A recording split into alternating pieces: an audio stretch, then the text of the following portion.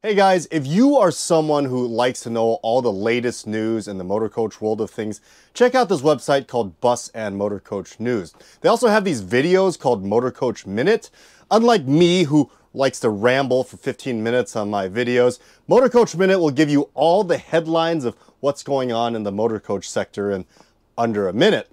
I'll put the link of the website and the Motor Coach Minute channel down in the description box below. Be sure to go check them out if you want to get up to date on everything that's going on in the motor coach world here in the US and Canada. Now on to today's video.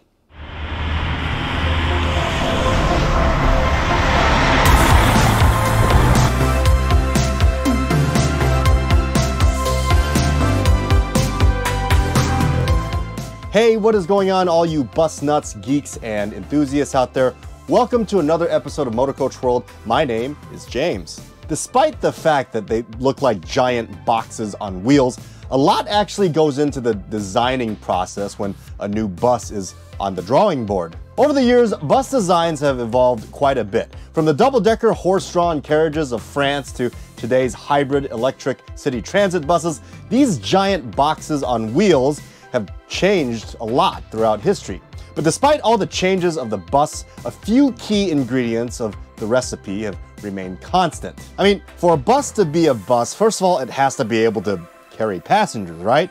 It also has to have something to give it propulsion, whether it be a horse-drawn carriage or an engine of some kind. And finally, it also has to be able to navigate in its environment, basically meaning that it has to be able to fit on the streets of the city that they're working in and be able to handle the terrain and road conditions. Now, today, that's not as much of an issue. I mean, yes, there are still countries out there with unpaved streets and roads, and some countries' streets are in such poor conditions, it shouldn't really be qualified as being a paved road. But for the most part, buses are no longer encountering rugged off-road conditions while operating their routes on their trips. At least not here in the US. Now, unless your driver gets lost, like this guy did.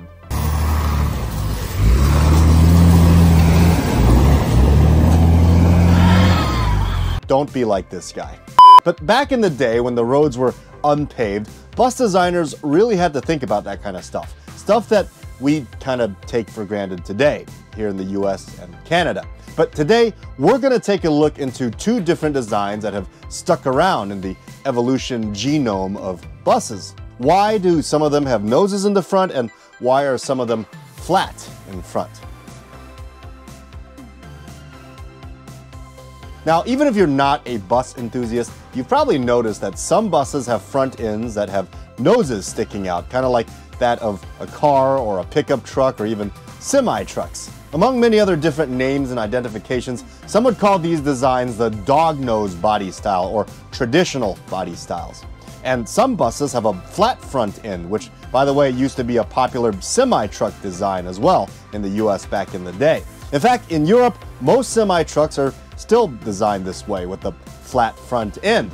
And these are known sometimes as snub-nose buses or trucks. Now, despite how different the two designs look, the real reasons for these two designs is far beyond looks and aesthetics. In fact, it's all about where to shove the giant bus engine that's going to propel the vehicle.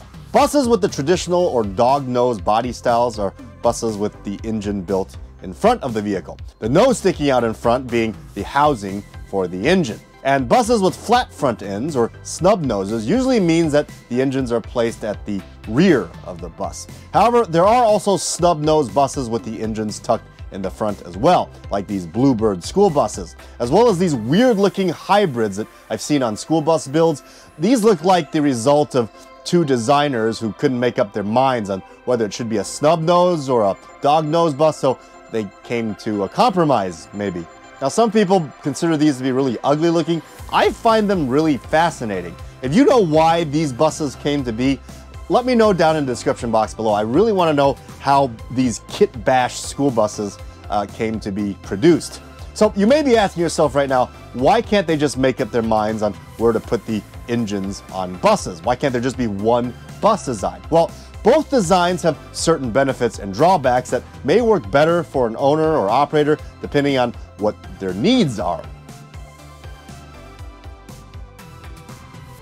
In the US today, most front-end dog-nose bus designs are used for school buses. As for city transit buses and motor coaches in the US, most of these are rear-engine powered, which is why most motor coaches and city transit buses in the US are snub-nosed. Although very rare, there are such a thing as front-engine dog-nose city transit buses as well as motor coaches. They do exist. However, these vehicles are either converted school buses or truck chassis with passenger cabin boxes put on top of the frame and connected to the driver's cab. These truck conversion buses are a lot cheaper when it comes down to the price tag and are a great choice for smaller carriers that have lower budgets.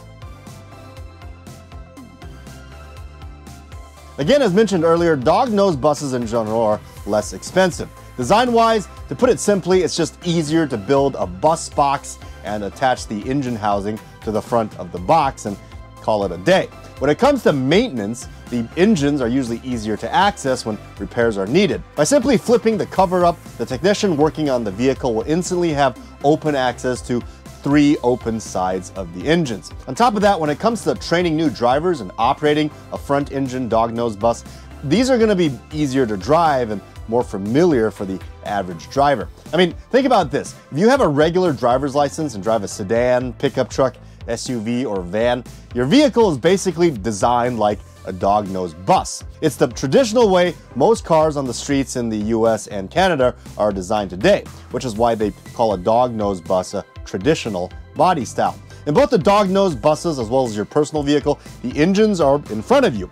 You're sitting behind the front wheel of your vehicle. So when you go to turn your vehicle, you're sitting behind the turning axle. But in a snub-nosed bus with a flat front end, the driver is sitting in front of the front wheels. Now, one of my favorite types of transit buses that I would love to be able to drive around one day, by the way, is the Nova LF City Transit Bus that are very common in certain cities here in the US and Canada.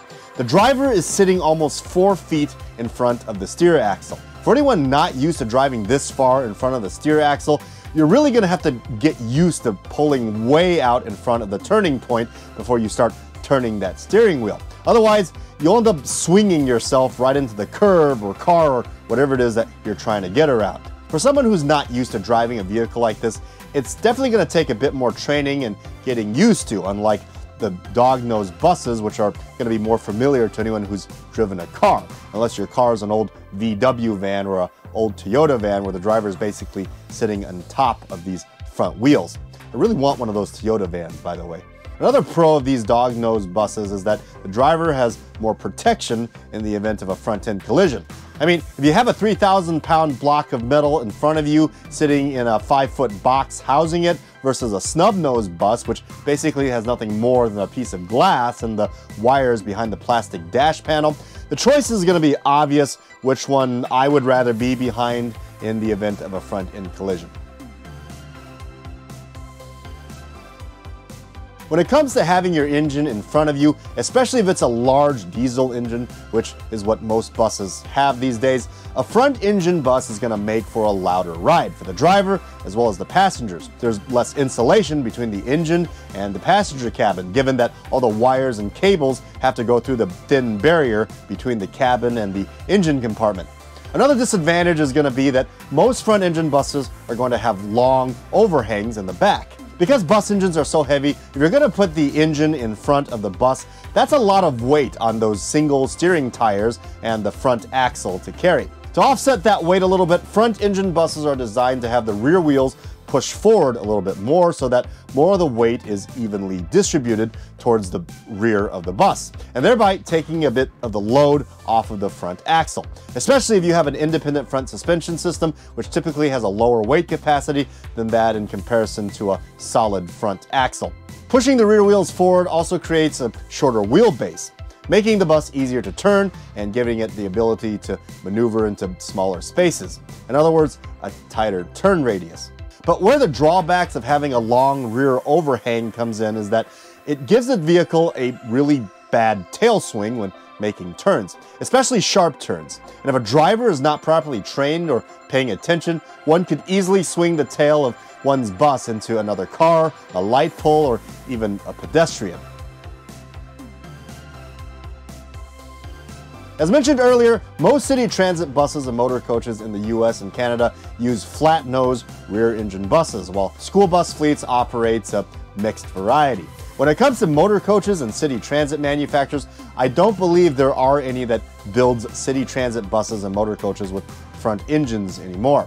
Most buses today with dog-nose design style bodies with engines in the front are typically truck chassis with big passenger cabin boxes mounted on top, connecting the driver's cab, as mentioned before. Now, I've heard some people call these things conventionals or conversions, but I'm not sure if those are the actual technical names for these hybrid truck chassis passenger buses. So if anyone knows a more accurate name for these bus builds, please let me know down in the description box below. Now, there's a reason why mainstream larger motor coach companies and city transit companies only operate flat-nose rear-engine buses. For one, rear-engine buses offer the driver/operator a much better visibility. I mean, when you're in the driver's seat of one of these flat-nose buses, you pretty much can see the bumper of your own vehicle and what's in front of you without a giant nose sticking out. Although it takes a bit more training for the driver to get used to the steering wheels being behind them, once the driver gets the hang of it, these tend to be easier to drive since the driver has a better gauge of distance between the bus and what's in front of it. Rear-engine flat-nose buses also tend to offer a more quiet ride. I mean, these bus chassis were designed to be a passenger-carrying bus from the frame up. Also, the engine housing, suspension, and positioning of the transmission and drivetrain were all designed to provide more comfort for the passengers. With the engines tucked into the rear of the bus instead of sticking out of the bus with a big box covering it like the dog-nose buses, there tends to be more noise insulation, which means a quieter ride for the passengers and the driver. As far as comfort goes, rear-engine buses also tend to offer a smoother ride quality, since the heavy bus engine is in the rear supported by dual wheels and, for motor coaches, an additional tag axle.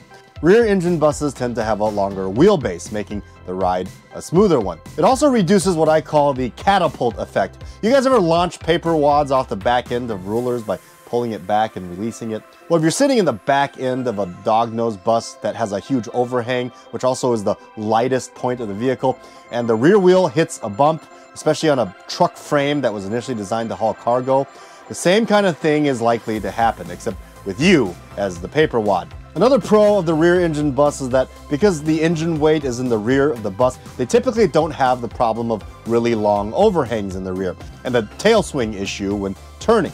Although it's important to note that some motor coaches with steerable tag axles will still have problems if the driver turns too sharp without watching what's behind him or her. And certain city transit buses, primarily in European countries, even though being flat-nosed, are still built with really long rear overhang in order to give them shorter wheelbases so that the bus can negotiate the smaller streets and sharper turns of Europe. Now, when it comes to power and durability, rear-engine buses also tend to have more powerful engines and better transmissions. With the engines being tucked in the rear of the bus, the drive shaft and exhaust system doesn't have to run the length of the bus. This also allows for larger storage and fuel tank options. Now, when it comes down to a very important factor of being a bus, passenger capacity and interior cabin space is kind of a key factor. Rear-engine buses tend to have larger interior cabin spaces since the front 5 feet of the bus isn't taken up by the engine and its nose that houses it. And especially on the motor coach side of things, since motor coaches are designed to take passengers on trips farther away with longer travel durations, luggage space is also going to be a very important detail that you don't want to forget about. When it comes to the mainstream style motor coaches, in comparison to that of a Freightliner truck chassis build, a motor coach is going to be able to offer much larger luggage space in comparison to that of a Freightliner truck chassis bus. Despite the fact that rear-engine buses can be a more comfortable ride, especially the ones with the longer wheelbases, this characteristic also makes them a bit less agile. Longer wheelbases mean a wider turn, which also means harder to get into smaller spaces. Maintenance-wise, technicians don't have the luxury of simply opening up a cover, revealing the front, top, and left and right of the entire engine. In the motor coach industry, the primary way to get access to the engine is to open the rear engine hatch. This, however, only reveals one side of the engine. Should the technicians need to access the other 4 sides, most coach buses are built with multiple different panels and doors that the technician can open, including floor panels inside the passenger cabin that can be removed so that the technician can access the top of the engine. This, however, makes the repair job more cumbersome and will require more labor and time for the technician to accomplish compared to that of the traditional front engine bus. As mentioned before, rear engine buses tend to be more durable, powerful, and have better longevity than front engine buses. However, this also means that they have a heftier price tag. A brand new 56 passenger motor coach like a Prevost H345 or an MCI J4500 or a Van Hool C2045 can cost between $500,000 to $700,000 depending on the trim package you want with it.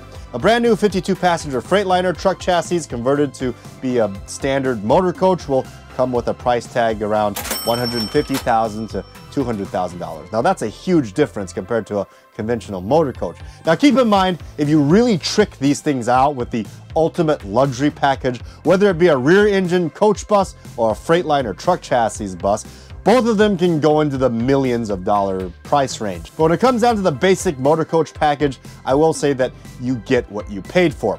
Life expectancy wise, a rear engine motor coach is going to have a much longer lifespan in comparison to that of a truck chassis bus build. So with all that said, I'm not saying that these truck chassis buses are poorly made with poor quality. They're just not designed to do the type of work and have the same type of service life as a regular rear engine motor coach. In the end, it's all about purpose. So for companies that run their fleets a lot on local shuttling and low mileage operations, these Freightliner truck chassis bus builds are going to be ideal for that kind of job.